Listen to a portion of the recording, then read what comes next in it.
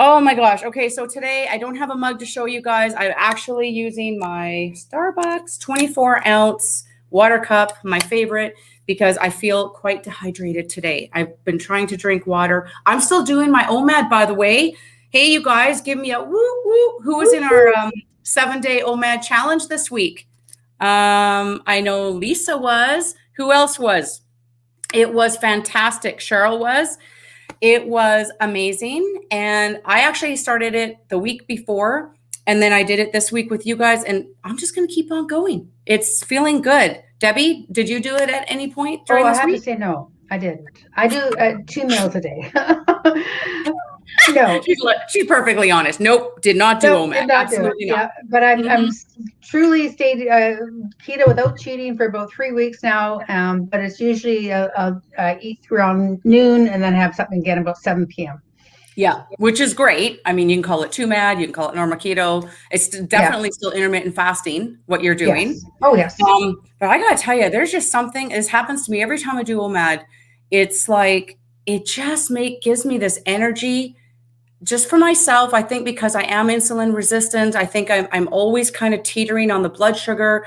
And now getting a little older, it's getting worse. And when I do that longer fasting time, it just puts me into such a good place. Like I feel the energy and it just feels so good for me, but it takes a while to get used to it. Like it took me a week to get to the point of being able to do it every few days. And then I, did it and whatever, but it's not like I could even jump right into it right directly from keto. I even found that to be a bit of a push. So if anyone feels like that, give yourself lots of time. Oh, a slow transition. Okay. Yeah, do a slow transition. I mean, some people can jump right into it. There's people in the group that are extremely fat adapted. They've been doing this a ton. They're probably not insulin resistant, or they aren't anymore. And they're so metabolically flexible that they can just go like this, just like that.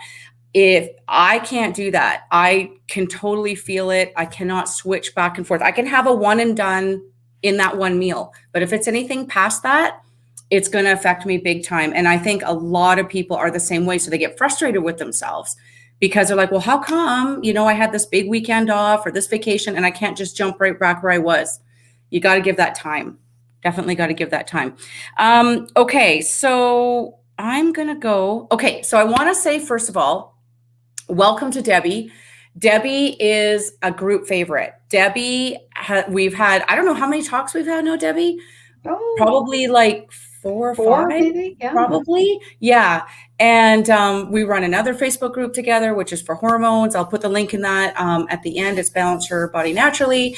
And so Debbie and I always have really great conversations. And with you guys, we have really great conversations.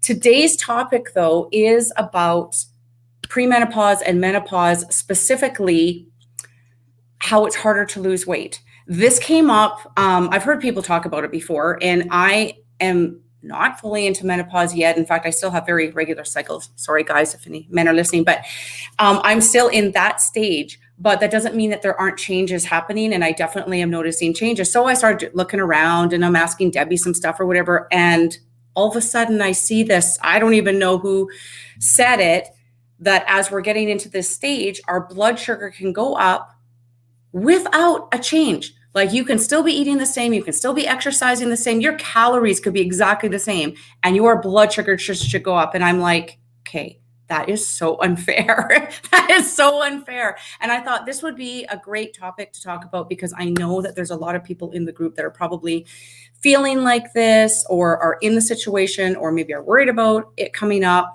So that's what we're going to talk about today. Now, I want to mention, you guys, as you're coming in here, please ask any questions that you want regarding this topic. Post them in here.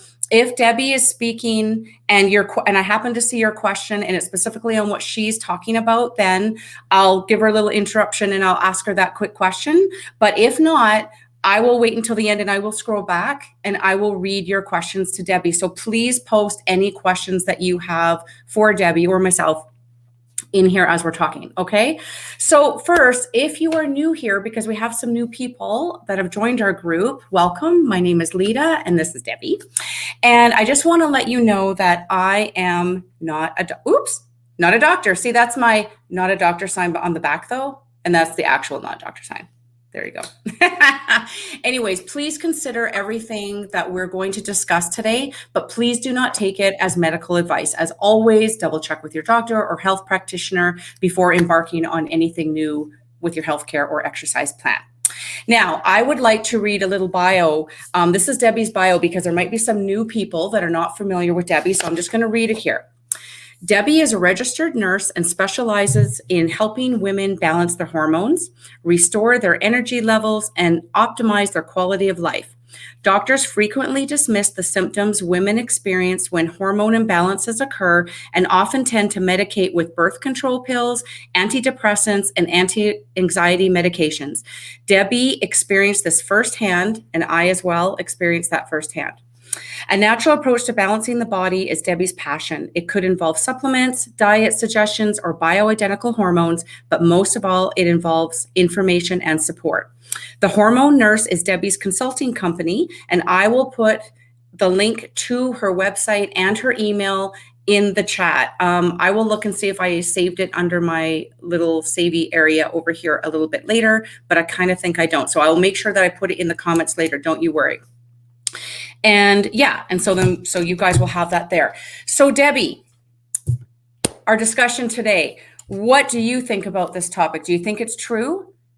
Does that happen? Does our blood sugar could it randomly go up even if we're doing all the right things? We're doing all the things. For a number of different reasons. We have so many hormones in our body. We're talking, we're going to talk about the estrogen, progesterone. We're going to talk about the adrenal hormones, the thyroid hormones. We have, as we get older, we have sometimes a bit of problems with metabolizing things in our liver. And this can also cause glucose dysregulation. Blood sugar we need blood sugar. We need that for energy. But sometimes when your hormones are imbalanced, if you have too much stress, if your thyroid's not working properly, the glucose regulation goes down. And again, I think you mentioned earlier insulin resistance, Leta, and that's something I think most people probably know a little bit about. But before you were on keto, a lot of you were eating too many carbs, and that converts to glucose right away. Whether it's white flours, the sugars, processed foods, etc., it converts to glucose. Then it signals your pancreas to release insulin to glom onto the glucose and push it into cells to store it for energy if you're not using it right away. But if you have too much glucose, the insulin's trying hard to keep up with it. Knock, knock, knock on the door of the cells, and the cells say, sorry, no room here. And you're knocking on the next door, no room here. And sometimes what you do is you actually create more fat cells for storage of glucose. And it's usually right around the middle. And you can get to the point where you can get pre-diabetic or even with, actually diabetic. So what we eat plays an important role in controlling glucose levels in our body. And it's really important, I think, if you think you have glucose dysregulation, to get blood sugars checked, to get hemoglobin A1C checked, to get C-reactive protein, which is an inflammatory marker. And a lot of people don't get enough blood tests to really indicate what's going on. But that's probably another topic for another day. The other one is liver toxicity, and we see that quite a bit. It could be from the birth control pill. It could be from environmental toxins, external hormones that we're not even knowing we're exposed to. And that can cause low energy. It can cause bloating. It can cause blood sugar dysregulation. It can cause a lot of weight gain, sleep disturbances, etc. And again, I think, later on, maybe that could be a topic to discuss because there's lots of things. I just jotted that down. I actually just jotted that down. Yep. Because it's such an important topic. There's a couple pathways that we metabolize things down, and one pathway requires vitamin B6, the first pathway. The second pathway requires B12, and both of these B vitamins are very, we don't get enough of them in our diet. So as we go forward, we should talk about a little bit about liver toxicity. I think it'd be a great topic to go over. And there's lots of things you can do. I think part of the keto diet is you are eating a lot of cruciferous vegetables, your broccoli, your cabbage, your kale, your Brussels sprouts. They're really good for the liver, really good for the liver. So that was just a little blurb on the liver. Okay, so most often in my practice, when I'm having a consultation with one of my clients, I'll say, give me the top 3 symptoms that bother you the most. And usually the first one is something to do with mood. They're irritable, they have mood swings, or they have actually anger outbursts. And usually the second one is weight. I've got this extra 20 pounds. I have no idea where it came from. I'm not doing anything differently. I'm not sneaking chocolate bars at midnight. And I'm exercising more than I ever exercised, but it's hanging on for dear life. And I see that a lot. And the other symptom I frequently hear is loss of libido. And that's another topic for another day as well, because there's lots of reasons for that. But I would say 93% of women I talk to have lost their libido, which is unfortunate. But it's not all about testosterone. Yeah. When we talk about hormones, and this is the first thing, first of all, the liver, now we're going to talk about our main hormones that I discuss during my consultations, and that is estrogen and progesterone.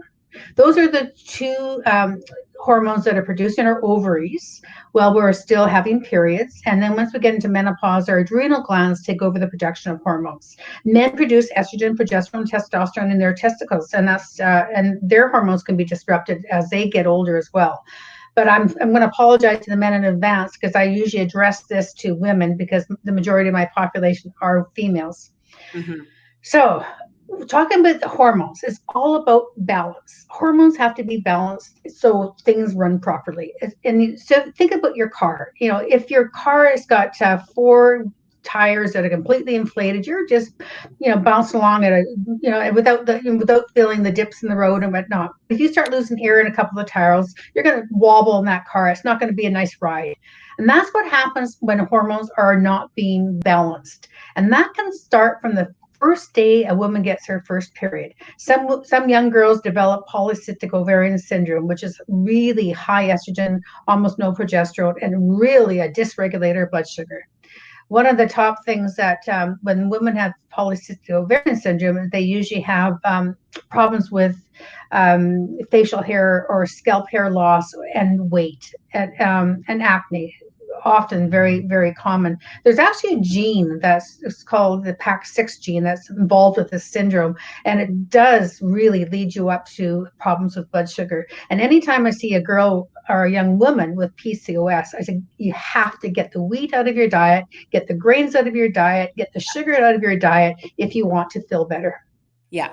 I know. I would love to just sing it on the mountaintops. I just feel like everyone in the world, but especially anyone that has a hormone imbalance, anyone who's trying to lose weight, anyone with, metabolism issues, or, metabolically challenged, as I like to call it, get off the grains and sugar. I mean, honestly, that was like, whether or not you want to do keto, I obviously think that keto is the best way to go. But even if all you did was get rid of the grains and the sugar, make that 100% out, wow, the improvements on your health would be just fantastic. Yeah, I mean, our wheat is so genetically modified. We used to grow tall and wispy, and people don't have a problem. A lot of people, when they go to Europe or go to Italy, they can tolerate the pasta. They can tolerate it. Yeah, but now it's genetically modified, it's short, it's dense, and our gut doesn't know what to do with it. And if your gut's not working properly, you will gain weight. Well, yeah, and our guts are not as strong as they were before. We've damaged them through so many different ways, and we'll talk about that when we do our gut talk, but we just can't tolerate it. Someday I would really like to go to Italy. I've never been. I watch all these shows on TV. I'd love to go, and I will probably have to try out some of the wheat things, because how could you not? Like, how can you not go to Italy and not try it? But I've heard that too, that people that are very sensitive to grains can have it over there because it's not genetically modified. So that'd just be interesting to see. That's right. I'm going to try it one day. I had tickets for last March, and I had to cancel. Okay, so your young women can have hormonally challenged situations, and when you have too much estrogen and not enough progesterone, your blood sugar regulation goes off. Yeah. And then a woman gets into late 30s, early 40s, and she starts entering what we call perimenopause. And in perimenopause, estrogen levels actually rise quite a bit. It's like a storm of estrogen. Actually, there is a doctor, an endocrinologist at UBC, University of British Columbia, who wrote a book called The Estrogen Storm Season. And she's saying estrogen levels in perimenopausal women, and that's again, perimenopause is from usually late 30s, early 40s until you've gone 12 months without a period. Those estrogen levels can be just going up and down. If you watch an ocean storm, you see the waves going up and down. That's estrogen. And then halfway through the cycle, when an egg is released, you produce that hormone progesterone. Progesterone is the happy hormone, is the conductor of the orchestra. But during perimenopause, you can have several anovulatory cycles, which means your ovary has not released the egg, or if it has released the egg, it's producing very little progesterone at that time. And this is very typical as we're progressing into menopause. Now, usually the signs that you're into perimenopause, usually the first sign you're perimenopausal is that you get a little bit more PMS before your periods. He's a little crankier. A lot of times there is irritability. There's mood swings, anxiety, depression. You get the 4 o'clock wake up calls in the middle of the night. You wake up and you can't go back to sleep. Flow can change. You can get very heavy periods, clotty periods, painful periods for some women. Periods become irregular. And then again, this goes on for a long time, and it can go on for 10 or 15 years of hormone imbalance. And women keep saying, well, I know it's going to end one day, but meanwhile, why suffer for 10 or 15 years? If the problem is estrogen dominance, correct the problem. And sometimes we can use botanicals, but most often we have to go to bioidentical hormones when the hormones are really imbalanced. Now, sometimes when you get into actual menopause, and this is the problem that most medical doctors, I think, have, they think menopause is a time of very low estrogen, and you can still be estrogen dominant when you get into menopause. Now, when a woman is in menopause and she's having hot flashes, she's having night sweats, and she's having weight gain, and she's having sleep disturbances and mood swings, and usually it's more apathy than swinging of moods, it's really be interesting to test your hormones. And the best way to test hormones anytime is actually through saliva or through blood spot testing. Right. You can do urine metabolites, which means that they look at all your hormones and they see how it's metabolized through the liver and what pathway it's taken. But it's not a good thing. The doctor, right? Pardon me? So the urine one is not usually what doctors order. No, they never have done that. And you have to do private labs. And that I usually use a lab in the US, and they're out of Oregon. No, I know. I was just wondering what doctors usually use because they're always inaccurate. So I don't know what it is. And even blood tests for hormones are inaccurate because they could be bound to proteins and not being released down to the cellular level. But if you do a blood spot testing, you're taking capillary blood. And that's not the first thing. That tells you how much of the hormones getting down to that level. Right. But sometimes in perimenopause, your hormones are just going up like this and down like this, and your periods are regular. And it's really difficult to test in perimenopause because you don't know whether or not you got it during the proper part of the cycle. Menopause is different. And some women, and it's not many of them at the beginning, but maybe 10% of women at the beginning of menopause actually start losing too much estrogen and have to use a little bit of estrogen. Estrogen also controls blood sugar regulation. If it's too low, blood sugar regulation goes off. So I know for this year and many, many years in menopause, I've had to add a little bit of estrogen to my routine. But I've been on progesterone cream for 20 years now. And Leta, you know all about progesterone cream. I've been on progesterone cream for probably 18 years now. And I have found just with myself, like I said, I'm still having totally regular cycles. Everything's the same. But then all of a sudden I started to feel kind of down. I felt anxious. I was waking up at 4, just like you said, but it was hard because during the time that this was happening, it was really a hard time in the world, let's face it. And so I was thinking that maybe that was really getting to me or whatever, but I thought, you know what, so what I did was I did increase my progesterone a little bit at nighttime to see how I'd feel. And I really jacked up my adrenal support because Exactly. and then I added the vitamin Bs. And when I spoke to you, you suggested that I get on a really good iron, because the one I was taking really wasn't doing very much, and my iron levels are very low, still are low, but getting better. So I just sort of increased what I was doing even more and added a couple things. And I honestly, I feel like a new person. I feel it just made such a difference in how I was feeling. Progesterone can really help blood sugar regulation. And it's sort of, again, it's like the mother hormone. It takes care of everything. But again, caution to everyone, too much is not better, because too much progesterone can have the opposite effect. So don't just go out and buy progesterone thinking I'm going to lose 10 pounds now, because it can have the opposite effect if you use too much. More is not better. And that's why it can be really interesting to do hormone testing. Make sure you work with a practitioner that knows, how much to recommend. I've had women who said, oh, I've done progesterone before in the past and made me feel terrible. So how much did you use? And I would, about 100 milligrams topically on the skin a day. Yes. Because the doctor thinks, okay, you take oral 100, you might as well take topically 100. It just totally can't do that. Too much. It was too much. Yeah, exactly.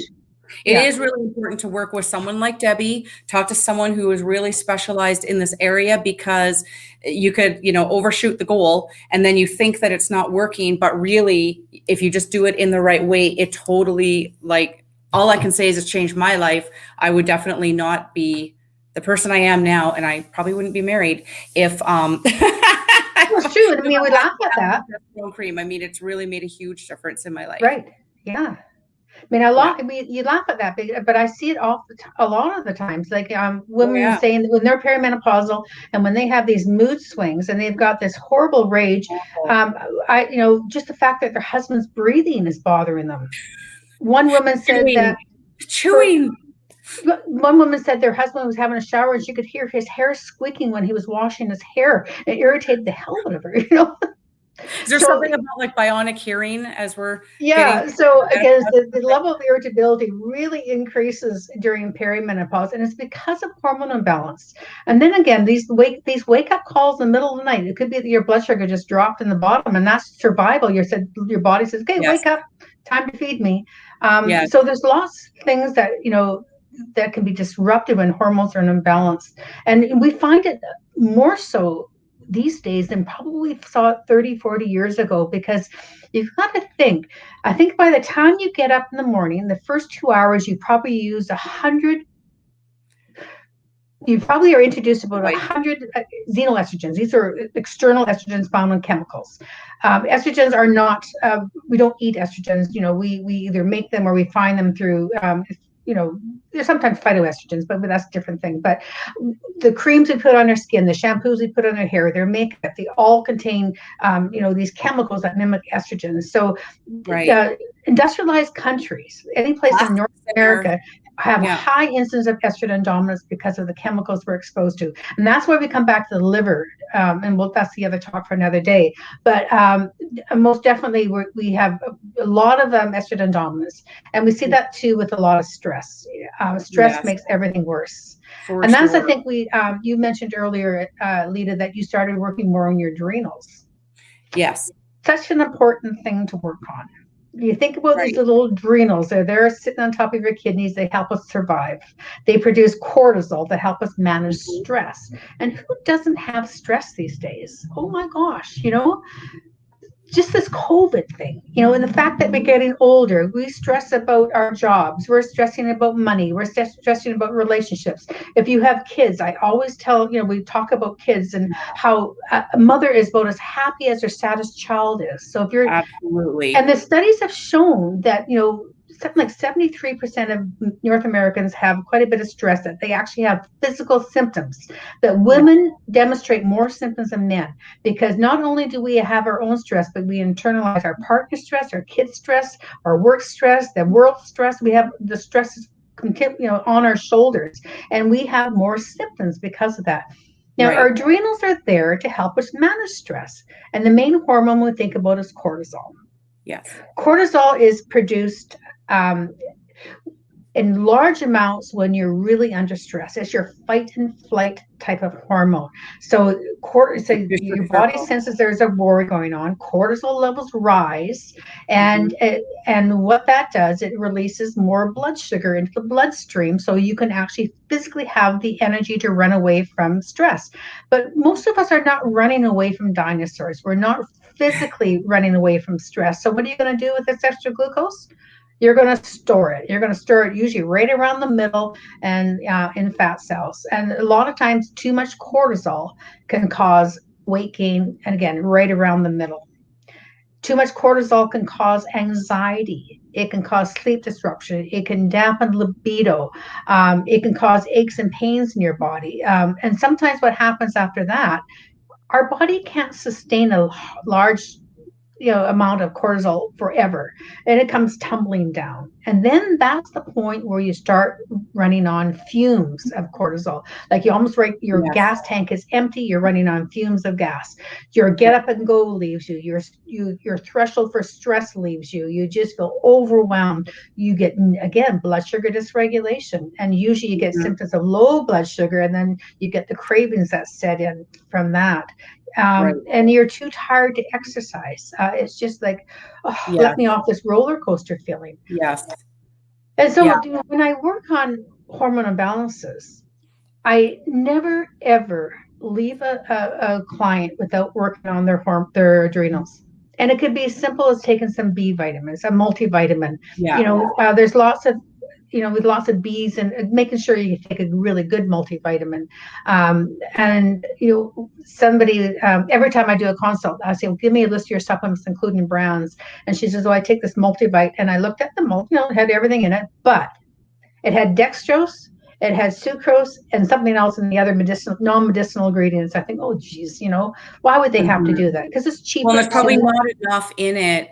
Like when I say I'm working on my adrenals, I mean, I got a really good supplement from a naturopathic doctor.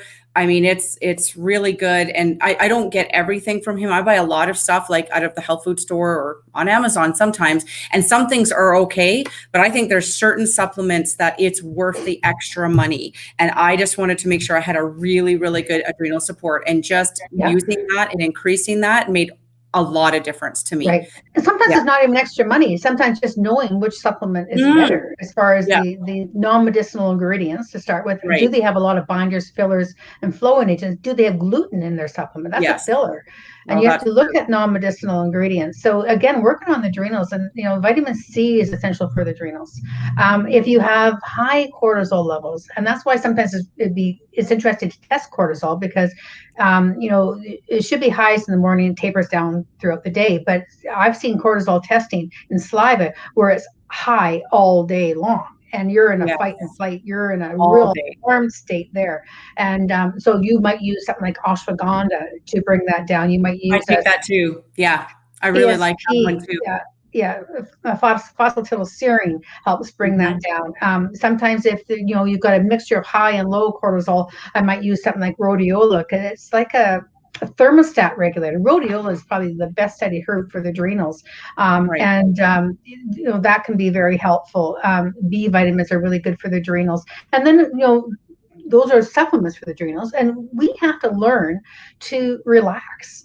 We don't take time for ourselves. Meditation, deep breathing.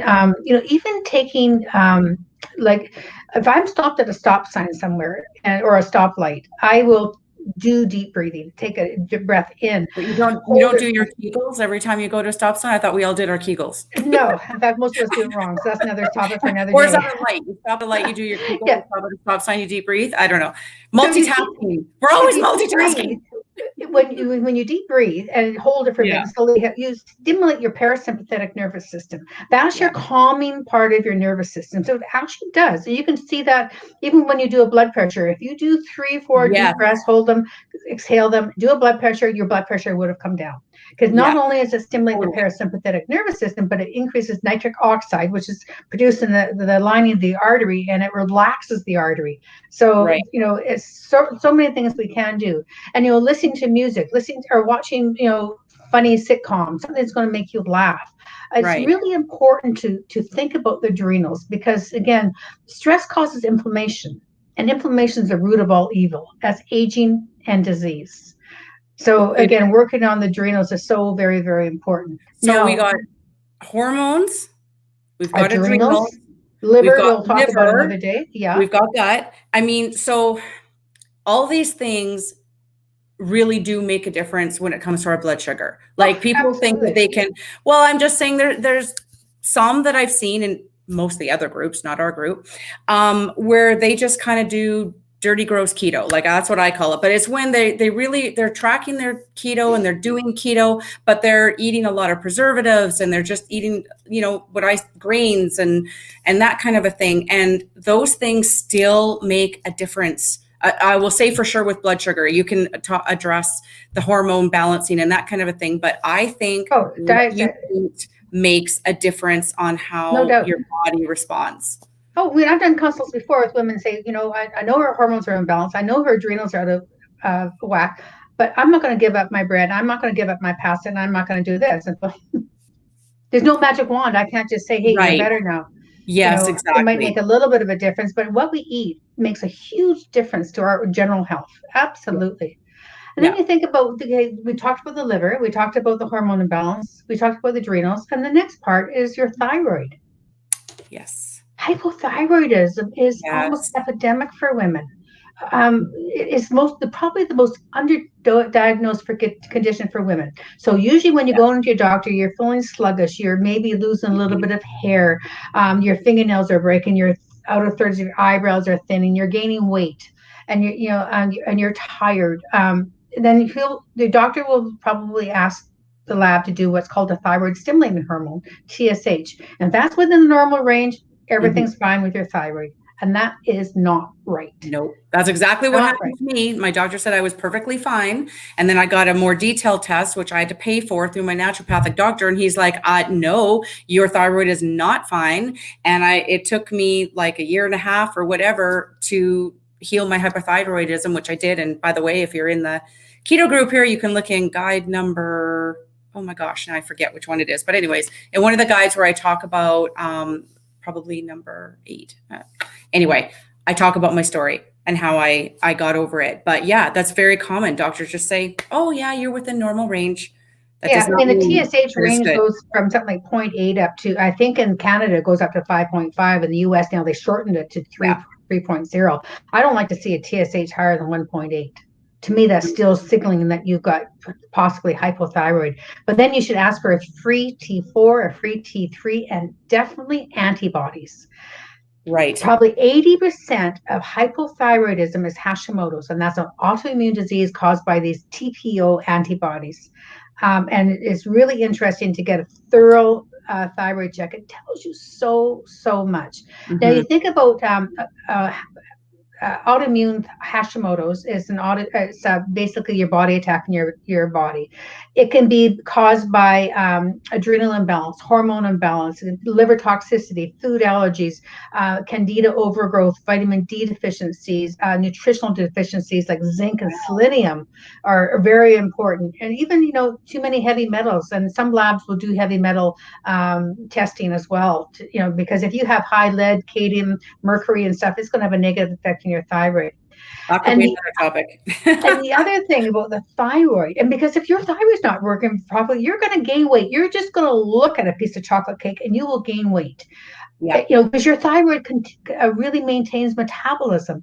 And with your thyroid is hypoactive, you go into a low metabolic state. Everything slows down, including hair growth. Everything slows down except for the weight gain.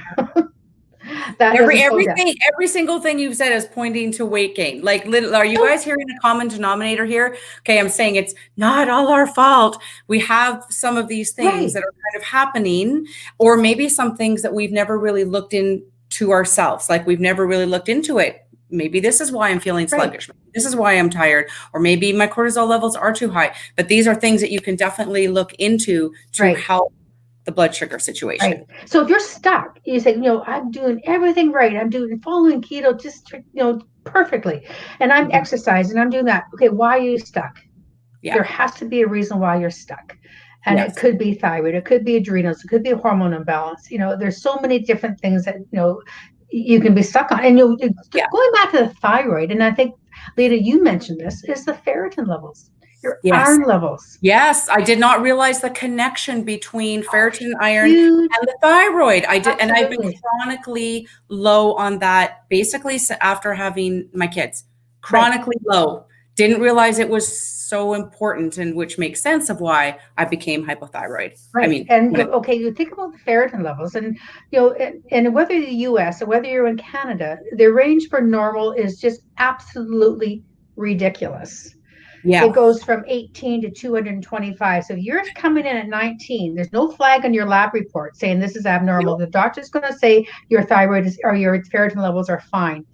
I was just mhm, listening to a podcast the other day, this anti-aging doctor in the US, and she was talking about Hashimoto's thyroiditis, which is hypothyroidism. She says mhm. in perimenopause, if you have, you need your ferritin levels to be 120, What? 120 Wow. for your thyroid to work properly. And when in menopause, you need it to be 100 or better. And I know that women who have problems with, shedding of hair, if it's due to the low ferritin and thyroid, you need to definitely have your ferritin levels in the 100 range or some, or plus. Wow. But, and I think it's just an absolute shame that women who still are having periods should have their ferritin levels checked at least once a year. At least once a Mhm. year, and possibly if she's heavy bleeding, you should have it done every 3 months. But when Wow. you are low ferritin, you need to actually supplement for a full year to get those ferritin stores up and full again. You Yeah. can't just do it for a couple of months. My first results come back and I'm good now. You're not. You need to supplement for a full year. Yeah.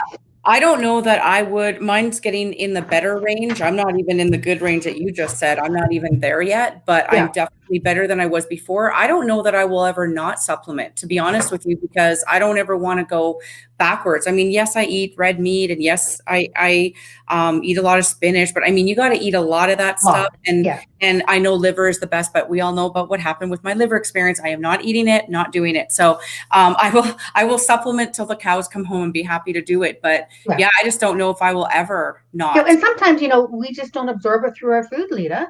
Well, If yeah, you've got gut issues, it's you're true. not going to absorb a lot of nutrients through your food. So Yes, you're and I going to am. really have to supplement a lot more to get where you need to be in this. Well, and that can be part of our gut discussion when we have that too, because that was the other thing.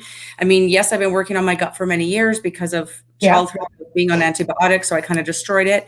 But whether our gut is actually healthy enough to really absorb the nutrients, and so now I'm helping myself out with taking digestive enzymes before yes, I eat, just to give myself, so I absolutely. was supplementing with iron before I was taking digestive enzymes, and it was kind of going up, like a little bit. Then I switched to the iron supplement that you suggested, and I started taking digestive enzymes. I think that was your suggestion as well. And from doing those two things, now I've seen a nice jump in my Interesting. ferritin levels and my iron Interesting. levels. So Yeah. yeah, Oh, that those two absolutely. things made a big difference. And I Debbie's really think amazing. that I just any want to tell you woman, that, guys, in case you guys have not worked with Debbie directly, she does consultations. She's absolutely amazing. And I just have to say that because she works directly with you based on what is going on in your life. She listens to everything you say and she puts all the pieces together. I call her like the hormone Columbo, but she really is amazing. So I just want to squeak that in there while we're talking.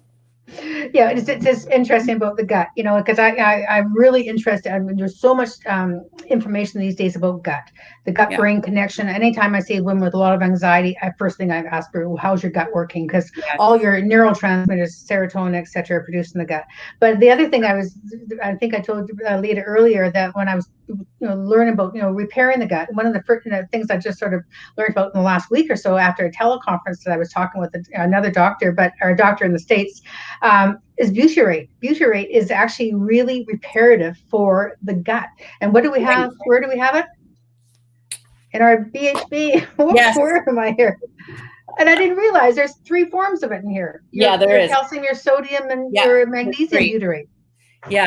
I actually didn't realize that there was a huge connection to gut with that particular product. I know from my other products, like the collagen and the bone broth. The bone broth. Yeah. I think of them more for gut health, but this sounds like it's cutting edge information. It is cutting edge. Yeah. Because I haven't really seen anything on that. So I'm very interested. We'll have to add that to our gut conversation. Oh, yeah. And I'm really looking forward to the gut conversation. It'll be our next one, guys. We'll tell you right now. We'll do that as our next talk because now everybody's going to want us to talk about that. Yeah. So the other thing too is and one more thing. We talked about the liver. We talked about the hormone imbalance. We talked about the adrenals. We talked about the thyroid. We talked about the gut a little bit. Vitamin D. Yes. The studies have shown that people who have low vitamin D levels have more difficult with weight gain and holding onto weight. And that's such an easy fix. That right there, without even having to talk to anybody or do a thing, start taking your vitamin D. Oh my God, for so many different reasons, not just for blood sugar regulation, not just for fat loss, but immune system. Right. I was telling Leta, I was just listening to a doctor doing a podcast today. He's an immunologist. He says, we don't have flu season. We have a vitamin D deficiency season. And, unless... Yeah. And he says, if we just everybody up their vitamin D, your immunity would increase so much. And you think about the elderly people who are dying of COVID, they have low vitamin D levels because they're not out in the sun. Their skin doesn't produce it anymore. They don't get it through absorption through diet. So I hope everybody here is taking good quantities of vitamin D. We have discussed it in the group before, but yeah, it's such a good reminder, especially with everything going on. We want to keep our immune systems as good as possible. I actually get mine tested. I get tested once a year, right before vitamin D deficiency season, as you called it, just to see what my levels are. And I actually overshot the goal last year. I was actually way higher. And then my doctor's like, you know what, you could dial that down a little bit. Like, I don't think my naturopathic doctor said that. So I was really up high, but I was quite concerned over this period we've been in. So I was really taking a lot, clearly. How much you take now? Well, now I'm taking 10,000 a day. That's just because I'm stepping myself backwards. Right. But back when I was taking more, I was taking 25 a day, 25,000 a day is what I was taking. Yeah, I take 8,000. That's what I need to keep my levels where they should be. Right. And not everybody needs that. Really helps because I didn't realize in my mind, I was thinking I need to take so much. But then when I got tested and realized I'm actually a super good level, I don't need to be taking that much. So now I'm just taking what I need to maintain a good level. Right. Perfect. Yeah. Absolutely. And you enjoy the sun. When the sun's warm and you're out there. And I do. Yeah. I know you skincare people out there are going to slap my hand, but I do love being out in the sun. I don't overdo it, but I do like to get a little bit of actual sun every day on my skin without sunscreen. Yeah. Right. Without sunscreen. That's what I do. As soon as you apply the sunscreen, the absorption of D goes right down. So there's nothing wrong with being out there 15, 20 minutes without sunscreen. Exactly. It's not for a long time. I certainly don't do it in the hottest part of the day, the burning or anything like that. I just want to feel it on my skin for a while. So anyway, so those are just amazing things to think about and things that really it could make a difference for us as far as weight loss. The other thing I wanted to talk about just on the food and etc. with our keto and stuff like that, ladies, is that even if you've been doing things a certain way and they were working good for you, and now all of a sudden you're at this other stage of your life and you're saying, hey, how come this isn't working? It's because things are changing and we may just have to change things up. Like I myself always did really well just doing regular keto. I could lose pretty easily or whatever. And I'm finding that is just not the case anymore. I really find that I need to have the fasting. Now, completely separate. We talk about this all the time, the health benefits of fasting. So I won't talk about that here. There are so many good reasons to fast. So no negative to be fasting more. But what I'm saying is I don't feel like I can cut it as far as weight loss goes, just on regular keto. Regular keto could probably be my maintenance plan, but I really need to do intermittent fasting. OMAD works super good for me. Few extended fasts here and there, but I'm not doing as many as I was before because I found that to be a little bit of a trigger for me if I did too many long fasts. When I say long fast, I mean 72 hours, that kind of a thing. And then I found I rebounded a little bit. Again, another topic for another day. But having some form of fasting in my everyday life has made a really big difference, getting my blood sugars down. Debbie, I think we were talking about this. I don't know when we were talking about it, but just started to feel, I don't test my blood sugar all the time, but I wasn't losing any weight and I was doing my regular keto and I was, whatever. And I pulled out my glucose meter because I thought, because I'm not diabetic, right? So I don't need to test every day and I wasn't doing a food experiment, but I just pulled it out and I went, that is higher. That is definitely higher than what my normal upon waking would be. Why is that? So then of course, the first thing I think of is, did you go too high on your carbs? Did you blah, blah, blah? Gotta blame myself. And I'm like, no, actually, I've been doing really good. So what is it? And that's when I started to dive in a little bit about this period of life that I'm kind of going into. And I could be doing everything right. And my blood sugars were still going up. So that's when I started introducing more regular fasting. And it has made all the difference. So I just want to point that out to you guys. If that's a frustration for you, you could definitely add in more fasting. We just did the 7-day OMAD challenge, which was fantastic. And I feel like I'm really, really on my game. And a lot of people did really well on that. So keep that in mind. And also keep in mind too, that there are certain things that we can add to help us in the eating department. I mean, obviously I've talked about my products many times, but anything in the MCT oil family is a superstar. It's an absolute superstar because it does help lower your blood sugar and it does increase your ketones. So it kind of gives you that little help that you need in what you're doing. It just makes everything that you're doing better. And even if you're the kind of person that is like, you know what, I really like to fast with 0 calories, even though I will say that there's a lot of information that says that having that fasted actually helps you. But let's just say you're that kind of a person, totally fine. But when you go to eat after your fasting time, add some of that. Add some MCTs into it. You're having salad, put it on your salad dressing. If you're having a little stir fry, it's fine. You can use it in a stir fry. Just don't go like crazy hot on it. I don't use it in the oven, but I use it if I'm, stir frying something. Put the powder in your shakes. Add it. Just add it. It makes such a difference. And especially with fasting, I will say, even if you're only eating 1 meal a day, it gives you that satiety. It just helps you so much. And then it even helps you the next day, even if you're not eating for a while. So that's what I'll say about the diet component of struggling with losing weight. And I will mention a little bit about the exercise. Though we always say that in keto, it's not required in order to lose weight, especially as we're getting a little older, it really does help. And it doesn't have to be hardcore. Does not have to be hardcore at all. Walk, move, just move however you can move, whatever you can do. That in itself, and it's nothing to do with keto, it lowers your blood sugar.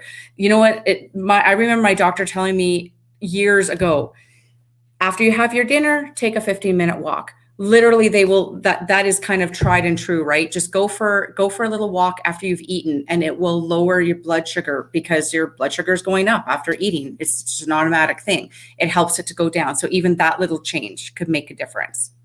So yeah, so that's what I wanted to say about the diet and exercise part. Now, Debbie, is it okay if I go back and read some of the questions? Sure. Back here. I have some on my iPad.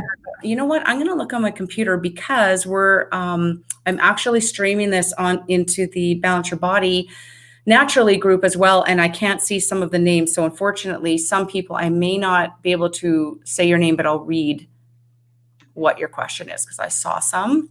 Okay. So Sean said, love Debbie on the chats. I'm pretty menopausal and random spotty or full on bloodbath. I hope it's okay that I read this. I mean, you put it, in here, so I'm sure it's okay. Regardless, it's weight gain and bloating every dang month. I need to get with Debbie and should have listened from the start. Well, you know what? When you learn more, you do more. So yeah. The more, Sean's been on a really good path.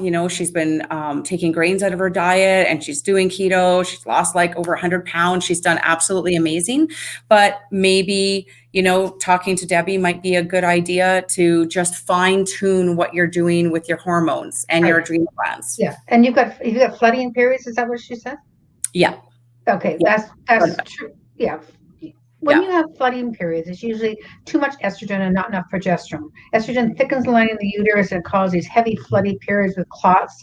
And that's, again, really, really would ask you, Sean, to go get your ferritin levels checked at the same time. When you see your doctor next, get your ferritin levels checked. Okay, Okay. these heavy periods, are common. They're not. I don't like to normalize them because they're caused by estrogen dominance, and we shouldn't normalize estrogen dominance. But it is a very, very common thing that happens. Right. Okay, that's great. I see something on here where it says I can show the comment, but I kind of hate to click that button while we're on live because knowing with my luck and my tech challenge situation that I'll click it and somehow we'll go off the air. So I'm just going to read it. Next time I'm going to test it. But anyway, someone has asked, I'm sorry I don't see your name, but it says keto for 20 months. She's 64 years old and suddenly she's getting hot flashes in the evenings. What can help at 64 years old and 20 months on keto? Well, I don't know if there's extra stress in your life, if you've had your thyroid checked. I know that when I hit 64, I was on progesterone for 20 years, more probably, and I started having the night sweats and hot flashes, and I tested my hormones, and I was low in estrogen. So Right. that's So where I you added add a the little estrogen. bit. Yeah. The other thing too is I think just to keep in mind, everyone's different. So what is going to work for one is going to be different for another. Obviously, testing is probably a really good idea. The other thing, just on the keto perspective, I see a lot of people will say, I've been keto for years or whatever, but like, are you actually tracking? And the only reason why I'm asking this is because I think a lot of people, they're living the ketogenic lifestyle, but they're not necessarily low enough in carbs. They consider themselves keto, and that's fine. You can label it however you want and call yourself that. But unless you're keeping your carbs extremely low, like 20 grams or less, technically, you're not going to be in ketosis. So are you, just kind of low carbing it and kind of, cutting out certain things? Are you actually, because that even could make a difference. If your blood sugars creep up, that could The make other a thing difference. too, though, some women, when they started going on keto, they start losing a lot of weight. Estrogen is stored in fat cells. You start, Right. shrinking down those fat cells. Estrogen will go in the bloodstream, which could make you more estrogen dominant all of a sudden. Right. Right. Yeah, And so it doesn't say here, but maybe she's lost quite a bit of weight yeah, and that's starting to come out as yeah. It'd be well. interesting But to see. Yeah, yeah, but but I it totally definitely when you're recommend. test your hormones at that age, absolutely, it can tell you so much. Oh Takes the yeah, guesswork out of it.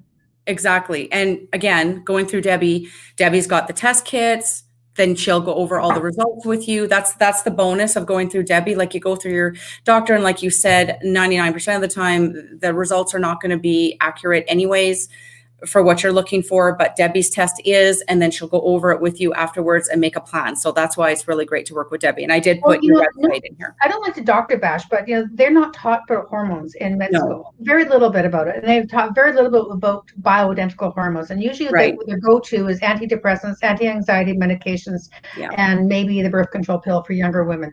But that's not the answer. That's a band-aid approach. Right. Absolutely. Okay, so another question here. Lisa asked, is there a risk to not going into menopause? I started menstruating at 9 years old and now I'm 55, no menopause in sight. In fact, 2008, I was pregnant. Doctors have done blood tests and said not even premenopausal based on blood work. She has had fibroids and PCOS, which is why she went to keto. And they would normally do a hysterectomy, but hasn't. So is there Oh, hysterectomy. What's the reason for well, no, it hysterectomy? says they wanted to do a hysterectomy because of the fibroids, but they want me to take a fibristol.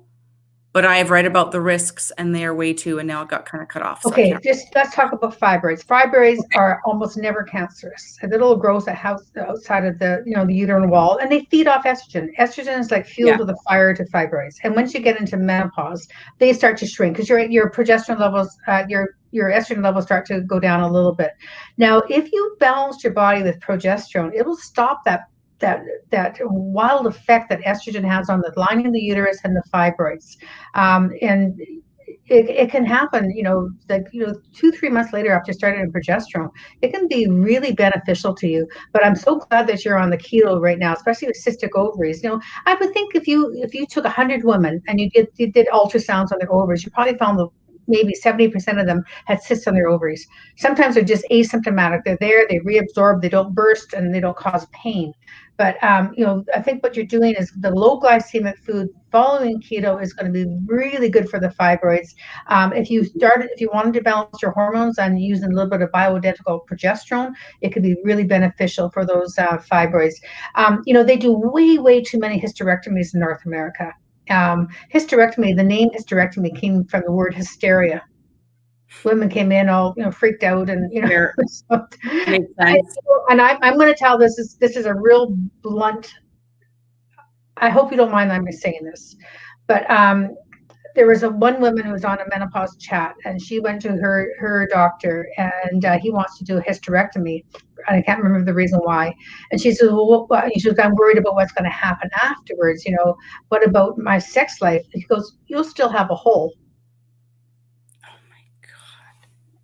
Oh my. I wanted to cry when I heard that. Yeah. No, he's not talking about the hot flashes, the night sweats, the effects on your cardiovascular system, what we can do to prevent loss of libido and whatnot. I thought, oh my God, let's cut his testicles off, huh? Sadly, that could be another whole talk on just what happens when you're dealing with someone who, clearly they don't really know. No. But anyways, okay, so here's another one here. This is an interesting one. What can I do because I had breast cancer? I had breast cancer, hormonal dependent. I'm just reading this. You probably mean like an estrogen receptor positive breast cancer. Okay. I still have menstruation and I don't want to suppress my hormones, so I cannot take progesterone. How do I manage to balance it for the rest of my hormones? Well, I think that, this is I'm not a doctor, but I'm saying there's a lot of women who've had breast cancer who could take progesterone. The reason why I take progesterone at my age is that it's going to protect my bones. It produces osteoblasts, new building blocks of the bones. It's going to protect my brain from, dementia. And it also can protect my breasts from estrogen receptor positive breast cancer. Yeah. So progesterone is really, really balancing for estrogen. I don't know what type of estrogen receptor, if you're estrogen receptor positive, progesterone, I don't know what type of receptor positivity you had. But the other thing is to work on your liver. And for you who've had breast cancer in the past, I would highly recommend doing urine metabolites to see how these estrogens are being metabolized down pathways of your liver. If there's about 3 different pathways to look at: 2-hydroxy, 4-hydroxy, 16. If it's going down 4 or 16, you have an increased risk for breast cancer. Wow. And you can do a lot of stuff about that. You might want to book a consult with Debbie, because Debbie really knows what she's talking about here. I will mention as well, for anyone who's interested, Dr. Lee has a really good book. He's passed away, but What Your Doctor May Not Tell You About Breast Cancer. It's very enlightening, and I think you might change your mind about progesterone after you read that book. Read that book. Please read that book. Please read that book. Please read that book, because I think it's well, you have to do your own research. We're not going to tell you to take it or not take it, but read it yourself, and then you decide for yourself. Right. Okay. Sean says, my thyroid is messed up. I have cysts all over it. A 4.5 is a normal after years of getting balanced with meds. Never heard of ferritin. Oh, ferritin is your iron levels. Definitely look at your iron levels. And the other thing too is see if you've got antibodies, TPO, they're called, thyroid peroxidase antibodies, TPO. That's just a quick way. Anytime I hear there's either cystic ovaries, cysts in the breast, or cysts or nodules on the thyroid, the first thing I think about is iodine deficiency. Oh, interesting. You might be in the Gorder Belt where there's low iodine. And you can measure iodine too. These tests can get expensive, but they can be so informative. I know. They really tell us a lot. They really do. I think it's money well spent. Absolutely. Someone was asking, how much vitamin D should we be taking daily? I think that's a bit subjective, but what do you? So individual. You might need 3,000. I need 8,000. Leta needs 10,000. So if you can get your doctor to do vitamin D level, and don't just be told it's in normal range. Normal's not optimal. I like to see it closer to 100 or so, and I think Leta, yours was way up there, but at least 100. Yeah, and there's complete. A lot of people have depletion, and some people have insufficient amounts of vitamin D. Right. So it's so individual. But if you just for a start, 3,000. I'm going to put it out there, 3,000. Yeah, Unless like you you test the amount of started your today, kidneys. right? Yeah. And I mean, I don't know about you, Debbie, but I take the D3 plus K2. That's the combination that I take. I've just done some reading on it. It seems like it gives you the most.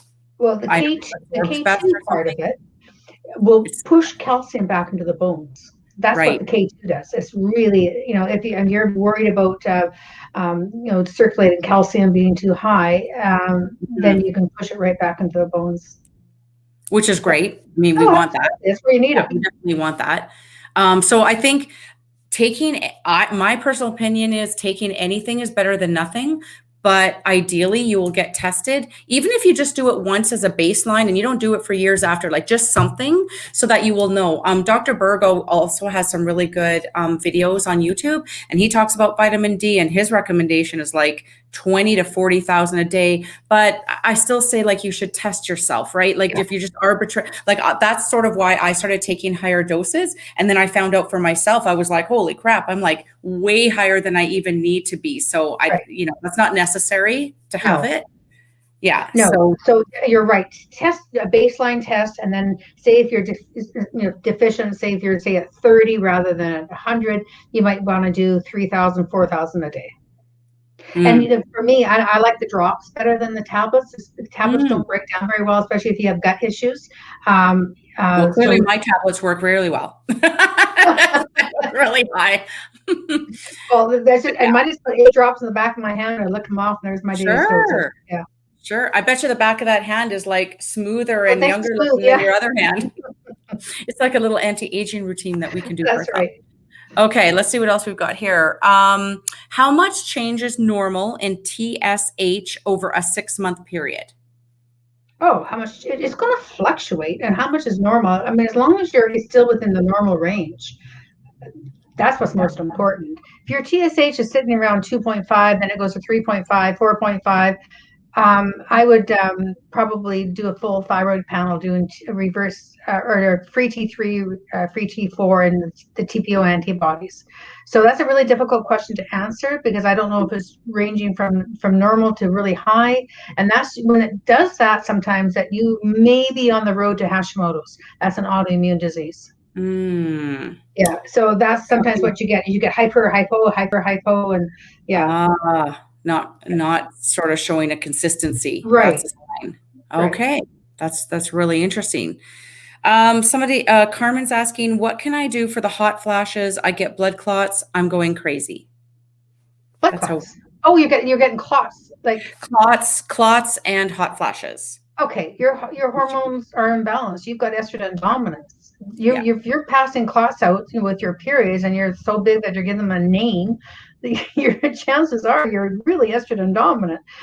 You shouldn't have heavy periods like that. I mean, it happens once in a while, but you shouldn't have consistent heavy periods because again, you're going to deplete your iron levels.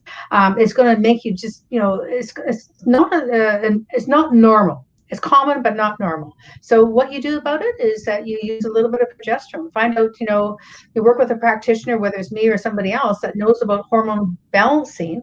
And the other thing you can do when you have heavy bleeding too is make sure you get a lot of fluid intake and make sure you get enough salt intake. And I'm not talking regular table salt, Himalayan sea salt, Celtic sea salt.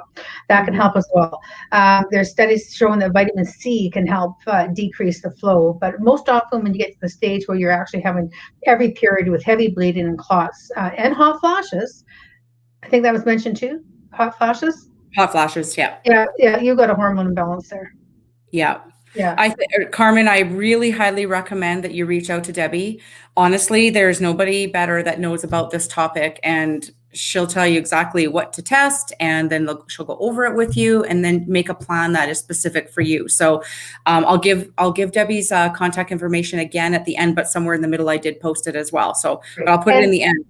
And birth control pills are not the answer. And that's usually what you're given to slow it down. And you're basically stopping, the communication, shutting down your ovaries. You need your ovaries. You still need your ovaries. It protects your bone density. Yeah. It does a lot of And then different there's a whole other problem that happens when you're on the pill, and that's like another topic for another day. But I can say myself that I experienced with that when I was younger. It was absolutely awful, and other people in my life have as well. and they never felt so good. And I never felt so good as getting off those damn pills. So there's just so many issues with that as well. So it's not, doctors think that's the Band-Aid pill, then your periods will be fine. But No, there's our actually body does not lack birth control pills. Right. Right. Exactly. Exactly. Oh, so just to finalize, when we were asking about the TSH, it was Patricia, and she says she's bouncing between high end and low end. So is that where you're seeing that maybe she's got an autoimmune disease going on? I really would recommend going back to your doctor and asking for TPO. T is in Thomas, P is in Peters, and O as in Oliver. So and they're an antibody level. And they shouldn't be present. Okay, very interesting. But she can also reach out. Like, she could even go to get that test, and once she has the results, then she could reach out, and you guys can work together if need be, because maybe her doctor is going to say, "Oh, it's fine." But maybe, I mean, I have some testing examples on my website, but also the lab I use is called ZRT Lab, and it's ZRTlab.com. Go on their website. They've got so much educational material there. They'll describe all the tests, what tests you need for what.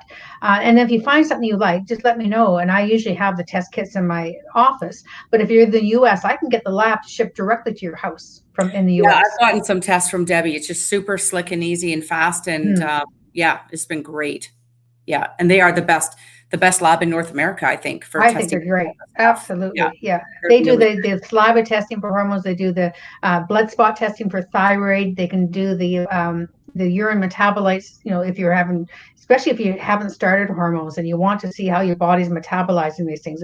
It's expensive, but it's so expensive. It's so great. It's so informative. It is. And like these tests that we're talking about, these aren't things that you have to do like constantly, all the time or whatever. It's just, a little investment here and there when you need it. And then you can go for a long time. You don't have to always be, don't want to make you think that you have to be constantly testing and spending all this money or whatever. But there's certain things that it's really great to have a baseline, and you just literally don't know what's the direction I should take unless you know what your levels are. It's just so important to know, especially hormones.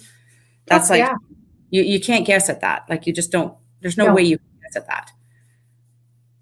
Not in my opinion. I mean, perimenopause is more difficult because your hormones are all over the place. And, it's just like it's like a crapshoot. I hope I get it when she's peaking in her luteal phase, but you might not be in your luteal phase. Right. So, symptoms tell us a lot, though. And perimenopause symptoms can tell us a whole bunch. Yeah, absolutely. Oh, Debbie, this has just been so great. And I know everyone always enjoys it when you come on, because you just give so much information and you really help people to understand. One of these days we might have to do one just for the men, though I haven't seen one man on here. So, we've got to go with the majority rules here. But if we see a bunch of men that say, please talk to us, we'll do a special one for them. But women just find your talk so informative. There are things that they can do in their lives. And that was kind of the point of this discussion, was there are things that you can do. Like, it's not, if you're struggling with your weight loss, which was kind of the main part of the talk here, there are things that you can do. And also just knowing that change is inevitable. Like, we are going to go through these changes, and then how do we kind of balance out the changes that are coming so that we feel the best that we can be, so that we can still continue to lose weight if that's what we're trying to do, and feel so good. I mean, I will say, out of everything that I try to work on for myself, feeling good and healthy and balanced is absolutely my number one. And then, oh, great, it would sure be nice to lose a few more pounds. It would sure be nice to, whatever, tone up or whatever it is that you're doing, but feeling good. And so whether we're talking about the keto diet or we're talking about balancing our hormones, those two things right there keep you nice and balanced. You feel good, you feel healthy. Great. I mean, it's a great combination. My philosophy is, as we get older, get proactive. Why wait for the wheels to fall off the bus? Right. Why wait till a disease sets in or inflammation sets in? Be proactive. And there's so many things you can do just so simply to be proactive, and starting with vitamin D and multivitamin, omega-3 fatty acids, and low glycemic diet. I think, is decreasing inflammation in everybody's body when you're on a type of keto diet. Mm-hmm. And inflammation, like I said before, is the root of all evil, aging and disease. Yeah. Absolutely. I see one more question pop in here and then we'll let everybody go. I try to keep it to an hour when Debbie's on, but it's just so hard because she's got so much good information. Kimberly says that she hasn't had a period for at least 11 months. The hot flashes were horrible and then they went away, but now they're back. When will the hot flashes end? Well, you don't want to know, my oldest client was 83. She had a surgical hysterectomy when she was 30, 32, and was put on synthetic hormone replacement, had a blood clot, so took off the hormone replacement therapy. And from age early 40s till she was 83, she was having hot flashes and night sweats every day. Oh, So do they go away? For some women they do, or some women they don't. Why suffer with them? So I put her on a little bit of progesterone. Right. I think we put her. You know that I think she called you because she was a hard time putting her order in for progesterone cream, but she was put on progesterone cream and phytoestrogen cream. Not a hot flash, not a night sweat since.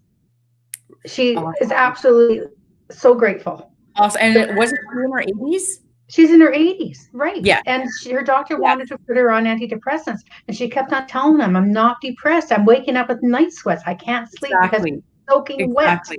Exactly. So and ecstatic. There are so many positive reasons to use progesterone cream. Like, I mean, it would, I think, be very beneficial for what Kimberly's talking about. But also, like you were saying, it builds your bone density. It's really great for your mind, to keep us cognitively strong. Rest, it's natural diuretic. It's the happy cream. It's neurotransmitters. It helps the brain. It helps our cardiovascular system. Exactly. Yeah. So many reasons. Yeah. So Kimberly, you can even just PM me if you want to, and I will tell you about the best brand that I recommend. And it's the one that Debbie does too. So you do that, or you can work directly with Debbie as well on this. It sounds like you're almost through it though. So I don't know if almost through it. I mean, almost through the period part, but I don't know, testing at this stage would testing the hormones still be beneficial? Oh, if she has no period for 11 months, definitely. Yeah. Okay. Yeah. So can definitely reach out to Debbie, and then you can get tested, and then you'll know exactly what you need and how much. That kind of helps you know how much to use as well, too, once you have test results. Yeah. So you guys, this was so great. Thank you so much for all your questions and chiming in. And you can certainly keep on if, we get off here and you think of something that you want to ask, and you can tag Debbie or I in here. And I think we should see it. Never know with these StreamYard things, but of course we're always available in the group. So thank you so much, Debbie. Really appreciate you having you on. And definitely the next one, we're going to talk about gut health, because I think it is it's a broad topic, but it makes so much sense with weight loss, with health, with so many things that we're doing. So I think that's a really great topic. So maybe in a few weeks or so, we can have you back again. Absolutely. Okay. Awesome. Thanks so much, Debbie. Thank you, everybody. Have a nice evening. You too. Bye-bye. Bye. Hey guys, before you go, hit the like and subscribe button if you haven't already, and hit the bell notification so you can be notified every time we have a new video posted. Also, down in the description, I will have links to everything that we talked about in our chat today, including information on how you can join my Intentionally Bare Keto support group. See you next time.